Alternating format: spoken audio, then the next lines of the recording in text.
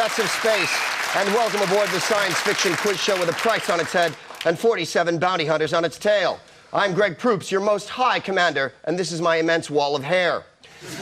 Tonight I'll be mediating between the might of our two monster teams, the Things and the Blobs. The top blob is an intergalactic rapscallion who was caught red-handed in the mess hall trying to sell pirate videos. Thankfully, no one wanted a copy of Captain Butler. Craig Charles. I don't write them.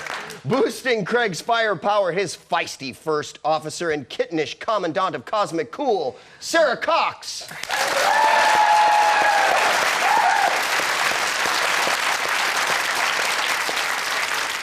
And this week, Craig can't lose, for he has one of the brightest stars in the galaxy to guide him.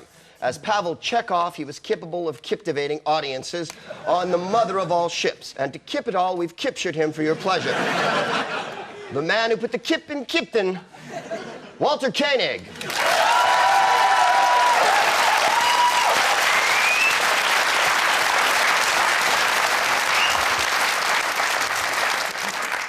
Beating back the blobs, the Things. Captain Thing has received tributes from parental units worldwide. Thanks to this show, they can tell their kids, go to bed, or Bill Bailey will get you. Bill Bailey.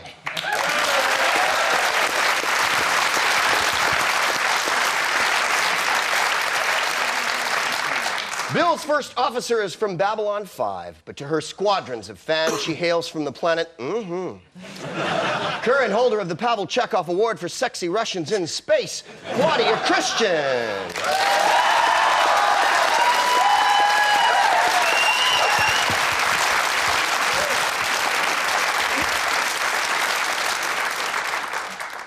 And finally, to prove you can never have too much glamour, a comedian who's so obsessed with science fiction he thought vulcanized metal was Spock's Black Sabbath collection.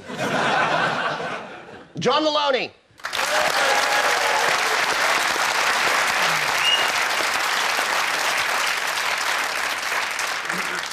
Good against remotes is one thing, kid. Good against the living is another. Do you think Chewbacca ever looks through his old photo albums and says to himself,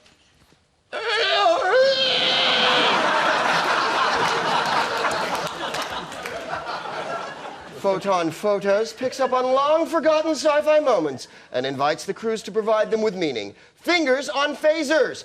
What's occurring here? Please explain. I'm not really meant to drink on antibiotics. Is it like Matthew Kelly to makeup, Matthew Kelly to makeup? Cherry Blair to makeup, Cherry Blair to makeup. Anyone have any idea what movie that's from, by the way? Yeah, The Last Man on Earth. Yes, it was. Let's see another one. Do. Push pineapple up the slope, get a massive hammer and smash it on a frog. Get a tiny mouth and stick it up a pipe. Who stole me Liverpool scarf? 6 pints, please.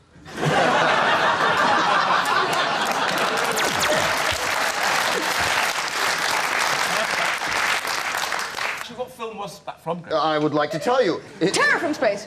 Yes, it was Terror from Space. How did you know that? And roll on with the next one. The new Fiat Punto. Ask before you borrow it.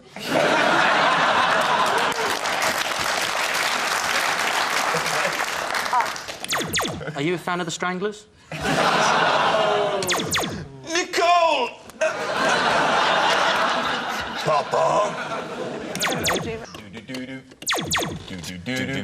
Lost in the cold air. Freezing breath from a window pane, lying, waiting. Only you and I, this means nothing to me. Oh, yeah! Or an extra close to the alcohol consumption.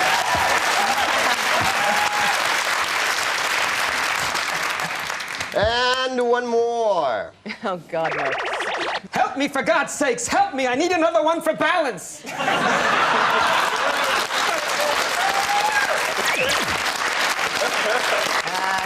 You've lost that love and feeling. Do you, Mr. Schwarzenegger, take this woman to be your wife? I do. Like, I'm so sorry. She always gets like this when she's had a bit of wine. I've lost my eyes. Hell of a card game.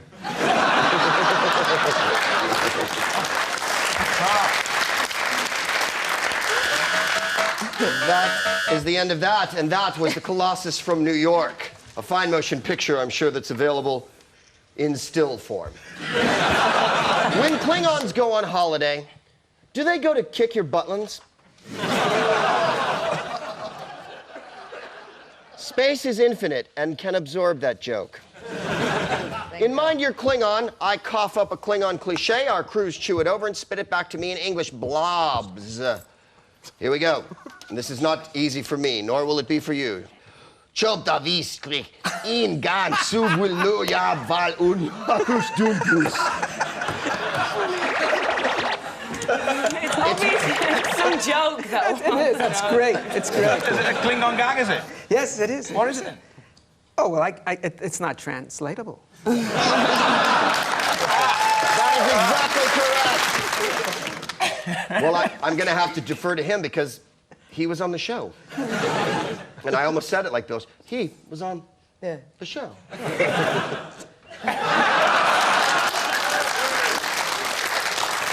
Things. Here's your slice of heaven.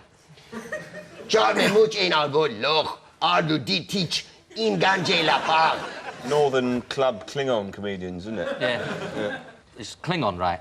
Goes into vet. Aye. He says, my cat's not well. And the vet says... Is it a Tom? He says, no, I brought it with me.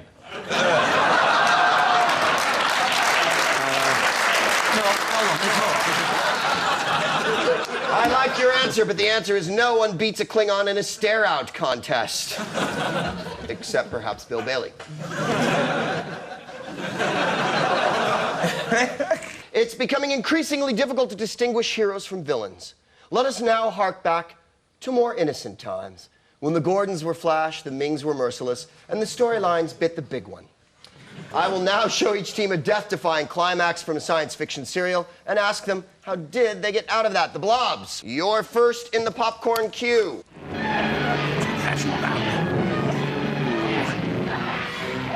got a quarters apron. You didn't clean my bedroom. So Flash is fighting the big guy, yeah?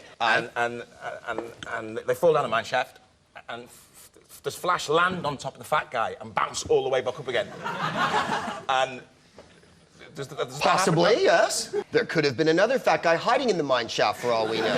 It could be mine shaft of the fat guys for all we know. He could have landed in one of them trucks, you know, those kind of, that transport the coal around and go down the tracks into a room where they're all sewing. He could have done that. You're absolutely right, he could have. Let's have a look and see.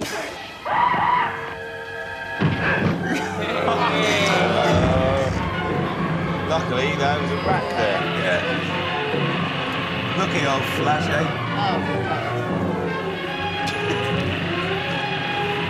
That was lucky, wasn't it? Very lucky. Good thing there was a gymnastic tournament taking place in the mine shaft. All right, Things, it's your turn to buy the dogs. Look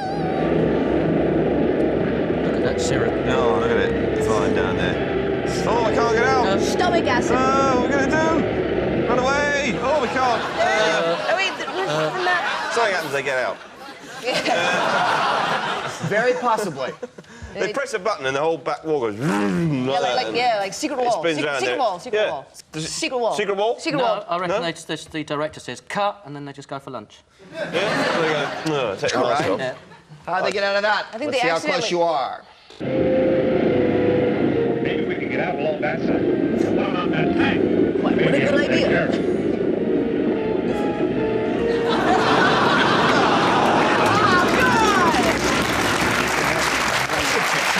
They got out. That's bad. They got out. I was right. They got out. He was right. You were right. You were right, and when you're right. right, you're right. Although they could have stayed in there forever because they probably would have stayed fresh in those tins. Hal, you enjoying tonight's show? Indeed. There's some very nice skirt presents. Hey. Don't be an un-PC. Status report. Blobs 5, things 7. Rock on.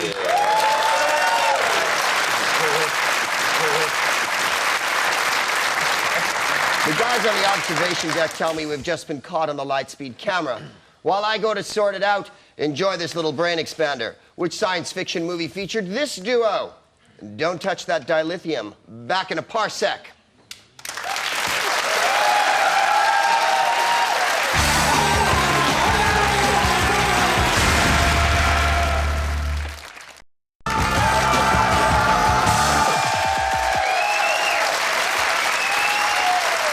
Welcome back, Cadets of Space. So, which flick united Ben Kingsley and Michael Madsen? Bill. It was in Reservoir Dogs. No. And Gandhi, he played nice guy Gandhi. Gandhi.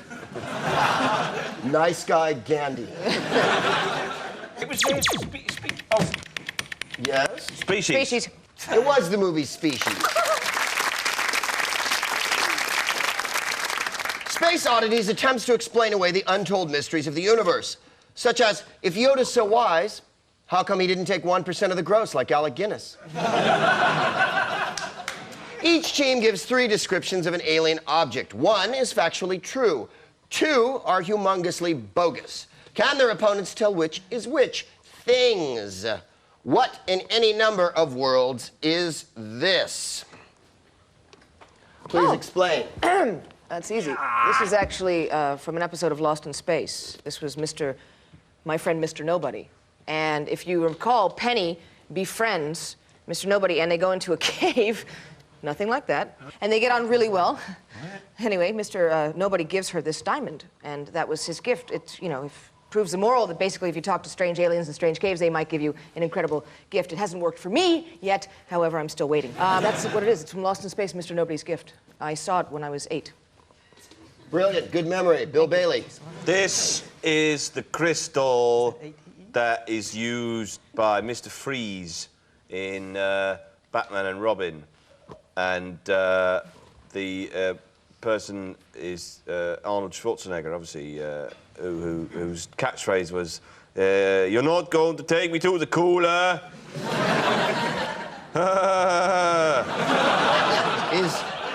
Is Arnold Schwarzenegger from the West Country now? Yeah. Yeah, he is. He was actually, yeah. Yeah, it's just, I'll be back. All right? Well, he will. Right? And you get off my land. I blooming will be back in a minute. Sarah Connor? Do you know Sarah Connor? Well done, Captain Bailey. Right, Captain Bailey. Ensign Maloney. Crystal, obviously. Originally, before we had the sort of geniuses of people like sort of Paul McKenna. Oh, yeah. The hypnotic world of Paul McKenna. The hypnotic world of... Yeah, like that. Yeah. Oh, it's finished. Brilliant. Yeah, exactly. And you remember there nothing. again, eh? This is actually a hypnotism crystal. Yeah. And you find me sexy. All right, I'll go home. Didn't work. Well, but no. Okay. It did. I'm doing it to Bill. And now Claudia. It's great, that. Right, yeah, so it's Dr. Mindwarp's hypnotising crystal. He went up to people and went, "Ah," like that, and they went, "Oh," like that. Dr. Mindwarp's All right. crystal. John Maloney says it's Dr. Mindwarp's hypnotism crystal. Bill says it's Mr. Freeze's crystal from Batman and Robin. And Claudia says it's from Lost in Space. Well, Blobs? the hypnotising crystal sounds good, isn't it? But I don't think it's that. And I don't think it's in... How old did you say you were when you watched Lost in Space? It was a rerun. So... It's from Batman. Mr. Freeze's crystal, then. All right, let's look and see if you're right. I got him! Robert, no!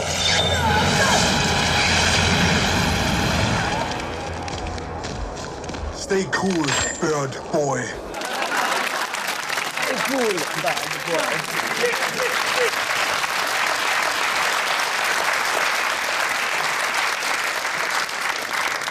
Is it Oscar time already? All righty.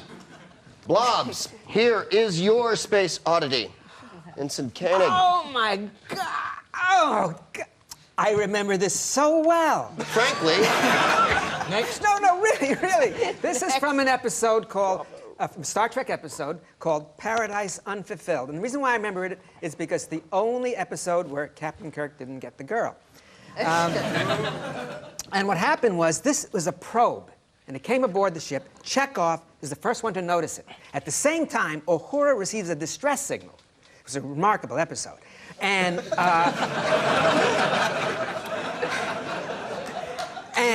I implore the captain, in one of my more theatrical moments on the show, I implore the captain, please, we've got to help these people. So... Did you do it in Welsh? Was that Welsh, was it?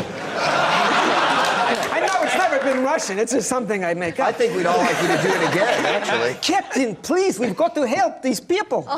Okay, so, and it turns out, of course, that it's the Romulans. And the Romulans are trying to insinuate themselves aboard. We think it's a distress beacon, but it turns out to be a Romulan thing.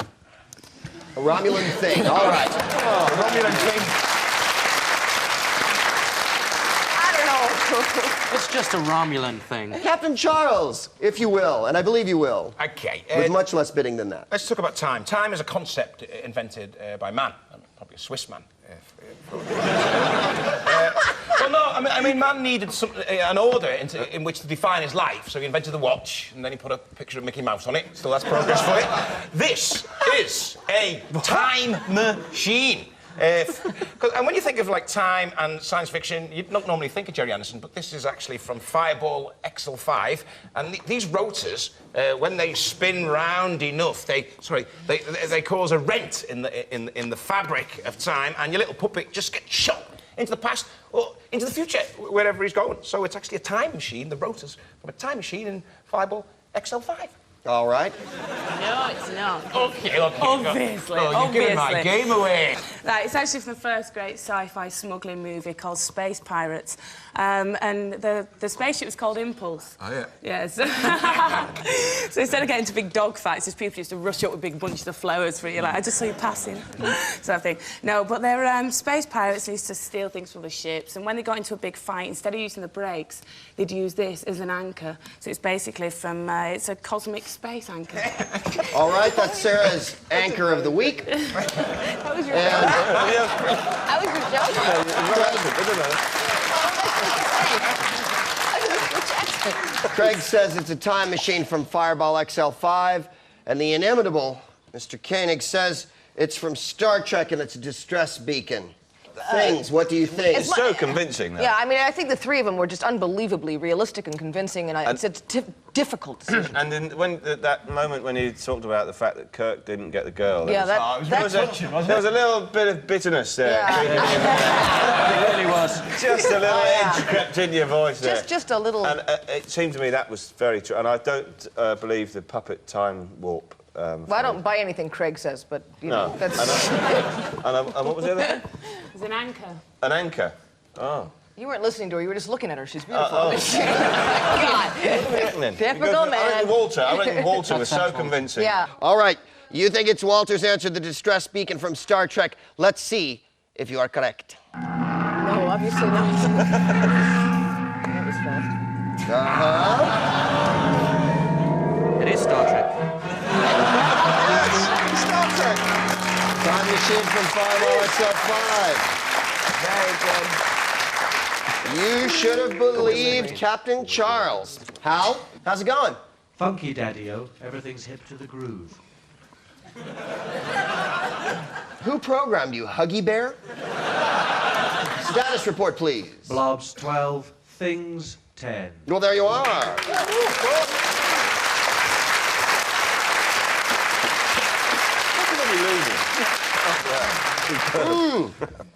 The Minbare have rated the minibar. The Narn are getting narky, and the Earth Alliance won't hold much longer. But before we shoot through the Stargate, fingers on phasers for our final trivia scan. Log on. What does the M in Ian M. Banks stand for? That's for Menzies. That's right. In Close Encounters of the Third Kind, how many musical notes did the alien... 5. Thank you. They're playing to win. Yeah. You've got the brains over Yes, here. release photon torpedoes. Which company produced Chopper Chicks in Zombie Town? Yes. Come on, don't mention that movie. I was young. I needed the money, you know?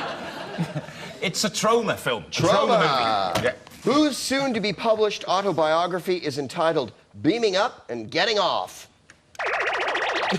Walter?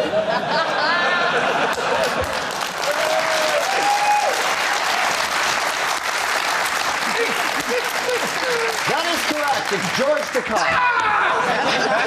Who played the Phantom in the 1996 film? Billy Zane. Billy Zane. In the Wrath of Khan.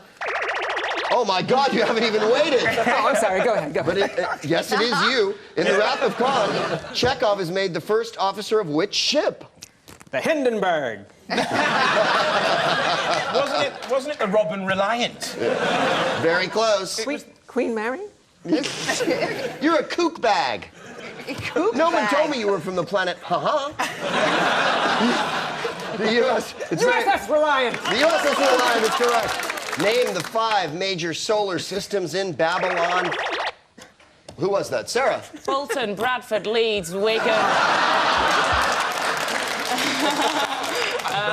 Didsbury. Claudia.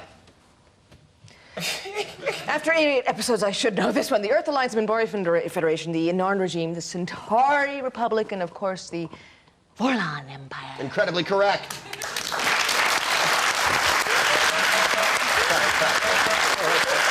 That noise signals scan termination. Hal? It's Al. Yeah, like I give a flux capacitor. Status report. Blobs 20, things 23. So, my friends, the things are the victors. Colossal thanks to the Blobs, Craig Charles, Sarah Cox, and Walter Koenig.